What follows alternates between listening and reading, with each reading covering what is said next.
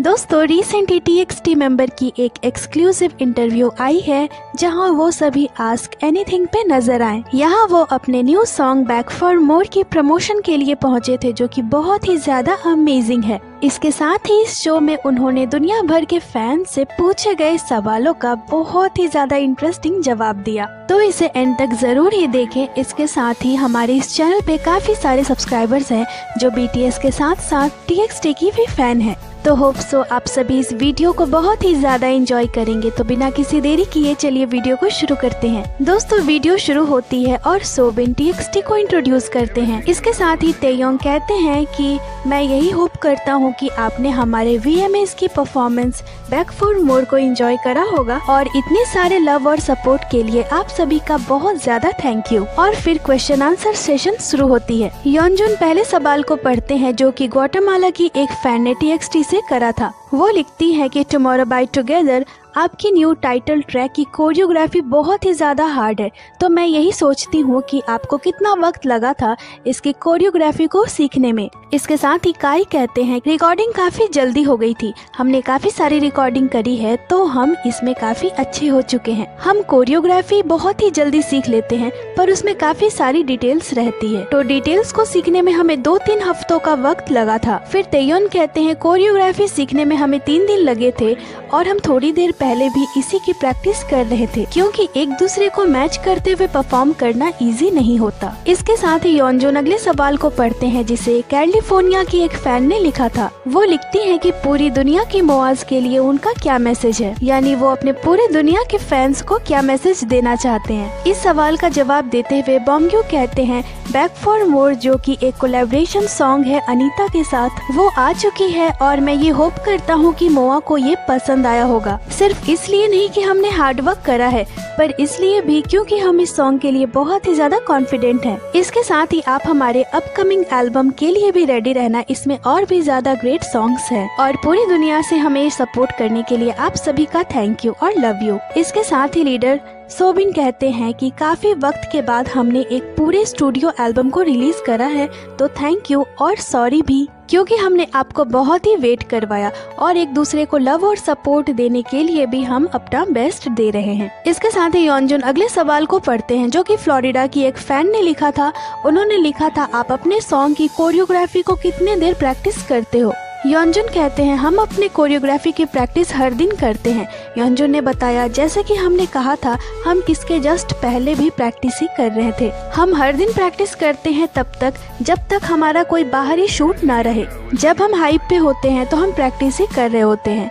दोस्तों ये बात तो सच है, बिग हिट के मेंबर्स बहुत ही ज्यादा प्रैक्टिस करते हैं। इसके साथ ही योनजुन अगले सवाल को पढ़ते हैं जो कि इंग्लैंड की एक फैन का था। वो लिखती है आप डियोर के ब्रांड एम्बेसडर हो तो खुद को एक्सप्रेस करने के कॉन्फिडेंस आपको कहाँ से मिलती है। पहले तो वो सभी थोड़ा सोचते हैं, फिर बॉम्ग्यू कहते हैं कॉन्फिडेंस हमें हमारे विजुअल से आती है। इसके साथ ही काई कहते हैं ऑनेस्टली मेंबर्स के साथ होना ही मेरे कॉन्फिडेंस को बढ़ाता है। मुझे हम पर बहुत ही ज्यादा प्राउड फील होता है जब हम पांचों एक साथ चलते हैं। तो ताeyong भी कहते हैं हाँ मेरी भी कॉन्फिडेंस बढ़ जाती है जब हम 5 एक साथ होते हैं। इसके साथ ही योनजुन अगले सवाल को पढ़ते हैं जिसे शिकागो की एक फैन ने लिखा था। वो TXT से पूछती हैं आप कौन से कंट्री में परफॉर्म करना चाहते हो जहां आपने अभी तक परफॉर्म नहीं करा है।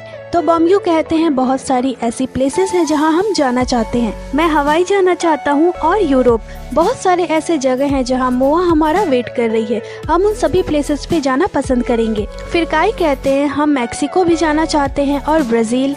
फिर योनजुन कहते हैं अनीता की वजह से मैं एक दिन ब्राजील जरूर जाऊंगा। काई कहते हैं पोर्टुगीज भी बहुत कूल है। इसके साथ ही योनजुन अगले सवाल को पढ़ते हैं जिसे मैक्सिको की एक फैन ने पूछा था। वो लिखती हैं आप जब अनीता के साथ काम कर रहे थे तो सबसे बड़ा कल्चरल शॉक आपके लिए क्या था। तो सोबिन कहते हैं एक्चुअली हमारे साथ तो नहीं पर अनीता के साथ कल्चरल शॉक वाली मोमेंट हुई थी। जब वो हाइप में आई थी तब हमने उन्हें कुछ कोरियन कल्चर और फूड से इंट्रोड्यूस करवाया था और वो उन सभी चीजों से काफी शॉक्ड हो गई थी। इसके साथ ही अनीता ने उनसे कहा अगली बार जब हम मिलेंगे तो मैं आप लोगों को ब्राजीलियन कल्चर से इंट्रोड्यूस करवाऊंगी। इसके साथ ही शोबिन कहते हैं तो फ्यूचर में हमें कल्चरल शॉक हो सकती है जब हम ब्राजील के कल्चर को जानेंगे। इसके साथ ही काई कहते हैं कि मैं अभी भी अमेज्ड हूँ कि हमने इतनी ज्यादा अमेजिंग आर्टिस्ट के साथ कोलैबोरेशन करा है। इसके साथ ही योंगजुन अगले सवाल को पढ़ते हैं जिसमें फैन ने लिखा था, अगर आप सभी आइसक्रीम होते तो आप सभी कौन कौन से फ्लेवर के होते? तो काई कहते हैं मैं वनीला आइसक्रीम चूज करूंगा। तेयोन कहते हैं मैं अपनी फेवरेट फ्लेवर के साथ जाऊंगा स्ट्रॉबेरी। बॉम्ग्यू कहते हैं मैं कॉफी फ्लेवर चूज करूंगा।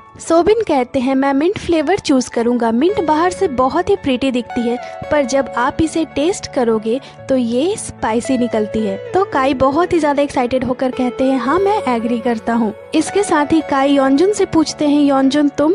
तो योंजुन कहते हैं सोडा फ्लेवर, क्योंकि इसकी टेस्ट बहुत शार्प और स्पार्कलिंग होती है। तो काई कहते हैं मुझे सोडा फ्लेवर बिल्कुल भी पसंद नहीं। तो योंजुन कहते हैं मुझे भी वनीला बिल्कुल भी पसंद नहीं। और ये लास्ट सवाल थी। बॉम्ग्यू और काई सभी को थैंक्स बोलते हैं आस्क एनीथिंग के लिए और योंजुन कहते हैं हमारी new song back for more आ चुकी है तो इसे चेक करना ना भूलें और हमारी न्यू एल्बम के लिए रेडी रहिए जो कि 13 अक्टूबर को आने वाली है और यहीं पे ये वीडियो खत्म हो जाती है। तो दोस्तों आपने अभी तक बैक फॉर मोर सॉन्ग को सुना है या नहीं हमें कमेंट कर जरूर ही बताइएगा। इसके साथ ही वीडियो में जितनी भी बातें हुई वो सभी मैंने आपको हिंदी में बता दी। वीडियो आपको कैसी लगी हमें कमेंट कर जरूर ही बताइएगा। वीडियो को लाइक करें, चैनल को सब्सक्राइब करें। इसके साथ ही आप हमें इंस्टाग्राम पे ही फॉलो कर लें जिसकी लिंक चैनल पे दी हुई है। अपना बहुत सारा ख्याल रखें। मिलती हूँ आपसे अगले वीडियो पे।